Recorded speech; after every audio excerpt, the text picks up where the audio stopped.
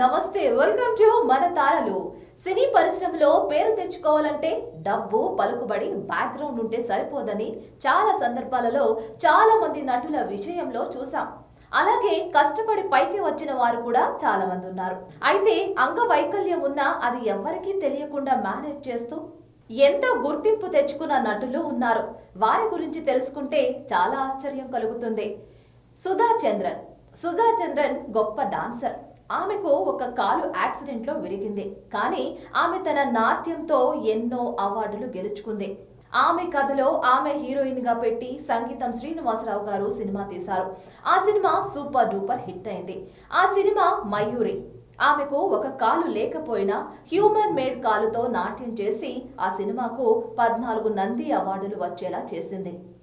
ధ్రువ Sharma, Kannada star ధ్రువ శర్మ. ఆయన recent గా చనిపోయారు. కానీ పుట్టుకతో మూగ, చెవుడు రెండూ ఉన్నాయి. కానీ ఆయన స్వయం కృషితో ఎంతో కష్టపడి కన్నడలో హీరోగా అనేక సినిమాల్లో నటించి ఎన్నో అవార్డులు సంపాదించుకున్నాడు. రానా, బాహుబలితో ప్రపంచ వ్యాప్తంగా పేరు తెచ్చుకున్న రానాకు ఒక కన్ను కనపడదు. ఈ విషయాన్ని రానా స్వయంగా ఒక ఇంటర్వ్యూలో చెప్పాడు. అప్పటి వరకు ఈ విషయం ఎవరికీ తెలియదు. అభినయ తెలుగులో, తమిళ భాషల్లో నటిస్తున్న ఈమె కూడా మూగ, చెవుడు. కానీ ఆమె తన నటనతో అందరినీ ఏడిపిస్తుంది.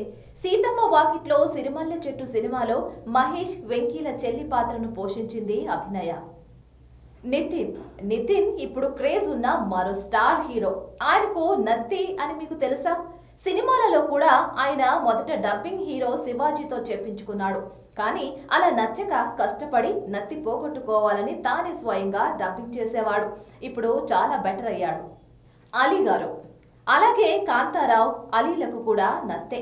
కానీ ఏనాడు వారికి అవి లోపాలు అని తెలియకుండా చేసి ఎంతో కష్టపడి సాధన చేసి మామూలుగా మాట్లాడాలి అనే పట్టుదలతో అన్ని అధిగమించి స్టార్లు అయ్యారు.